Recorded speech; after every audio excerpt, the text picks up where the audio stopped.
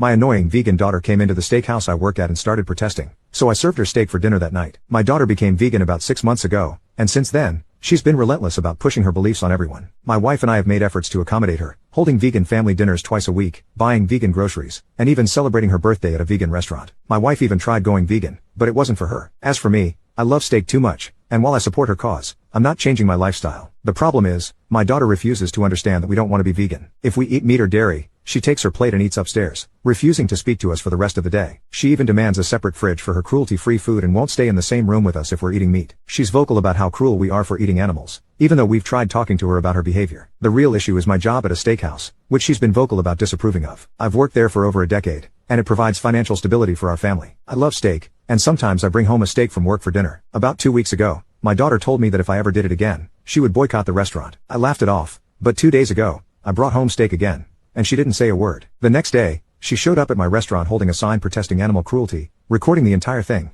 and calling me out in front of the customers. She caused a scene, and I was reprimanded at work. I was furious and ashamed, especially since I could have lost my job. We argued at home, and when it came time for our vegan dinner night, she was excited for the meal until she sat down to find an 8-ounce steak on her plate.